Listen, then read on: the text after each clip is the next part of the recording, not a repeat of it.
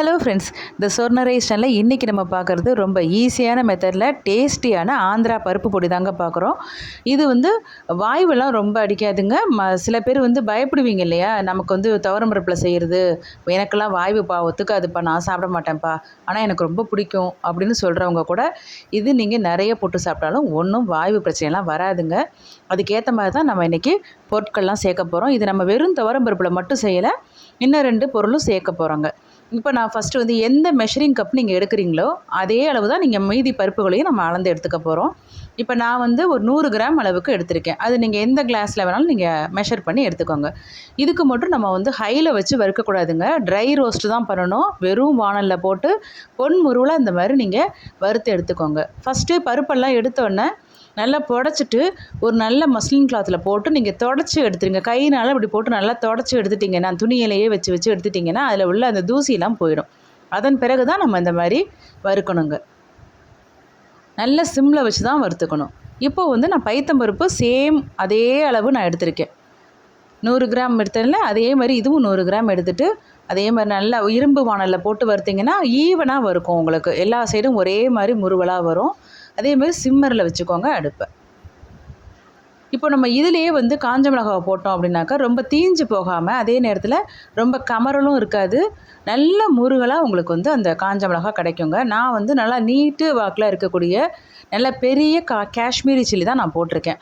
அதனால இப்போ நான் ஒரு 5 போட்டிருக்கேங்க. ஒருவேளை உங்கள்கிட்ட காஷ்மீரி சில்லிங்கிறது உங்களுக்கு கலரும் கொடுக்கும். இது கொஞ்சம் அதுலேயே கார டைப்புங்க. 2 டைப் வருது காஷ்மீரி சில்லியே. ஒன்று பட்டையாக இருக்கும், இன்னொன்று ஊசியாக இருக்கும். இது நல்ல காரமாக இருக்குங்கிறனால நான் ஒரு 5 போட்டிருக்கேங்க. நான் எடுத்துருக்கிற அளவு மொத்தமாக 300 கிராம் பருப்பு வகைகள். இப்போ நம்ம பைத்தம்பருப்பும் நல்லா வறுபட்டுருச்சு. நான் தனியாக ஒரு பிளேட்டில் எடுத்து கொட்டிட்டேங்க. இப்போது பருப்பு அளந்த அதே கிளாஸ் அளவுக்கு நம்ம உடச்சக்கடலை சேர்த்துக்கிறோம். இதையும் அதே மாதிரி தான் ட்ரை ரோஸ்ட் தான். நல்லா பொன் முருவலாக முருகினதுக்கப்புறமா நீங்கள் எடுத்து வச்சுருங்க.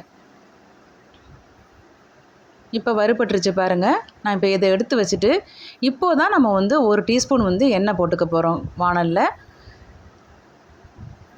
இப்போ எண்ணெய் காஞ்ச உடனே ஒரு துண்டு பெருங்காயம்ங்க.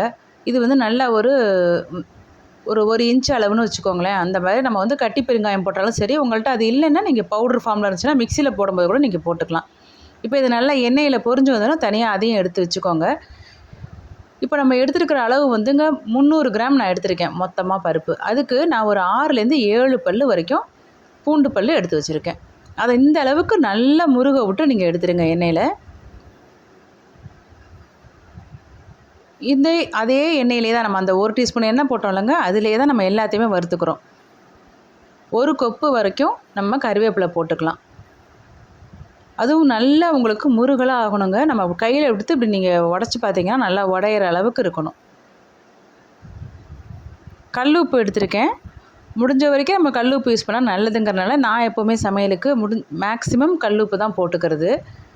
நீங்களும் அந்த மாதிரி ட்ரை பண்ணி பாருங்கள். ரொம்ப நல்லதும் கூட, நல்லாவும் இருக்கும் டேஸ்ட்டுமே. இப்போ கொஞ்சம் வறுத்துக்கிறேங்க. இன்னும் எனக்கு அந்த ஒடையிற அளவுக்கு வரல இலை. கல்லுப்பு 1/2 டீஸ்பூன் சேர்த்துருக்கேன். ஒருவேளை பத்தலை அப்படின்னாக்கா நம்ம மிக்சியில் போட்டு அரைக்கும் போது நம்ம இன்னும் கொஞ்சம் சேர்த்துக்கலாம். இப்போ இந்த மாதிரி நம்ம ஒரு பிளேட்டில் கொட்டிட்டு ரொம்ப ஆற விட்டுறாதீங்க. ஓரளவுக்கு ஆறுனா போதும். இந்த பாருங்கள், நம்ம மிளகாலாம் உடச்சோம்னா அப்படி உடையுது பாருங்கள். அந்த அளவுக்கு நல்லா அது ஃப்ரை ஆகிருக்கணும். ஆனால் இந்த மாதிரி பருப்போடு போட்டு நமக்கு அரைக்கும் போது அது தீஞ்சு போகாது. அப்போ உங்களுக்கு கலர் நல்லா இருக்கும். இப்போ நம்ம சின்ன மிக்ஸி ஜாரில் போட்டு ஃபஸ்ட்டு இதெல்லாம் அரைச்சிட்டு அதுக்கப்புறமா ஒவ்வொரு இதெல்லாம் போட்டு பொருளையும் போட்டு நீங்கள் அரைச்சிருங்க. இந்த அளவுக்கு ஃபைன் பவுடராக அரைச்சிட்டு நீங்கள் இந்த மாதிரி ஒரு பாக்ஸில் போட்டு ஸ்டோர் பண்ணி வச்சுக்கோங்க. இது நல்லா உங்களுக்கு ஒரு 3 மாதம் வரைக்கும் வீணாக போகாதுங்க.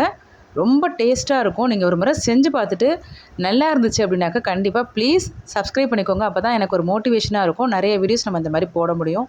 ஷேர் பண்ணுங்கள், லைக் பண்ணுங்கள். Bye friends.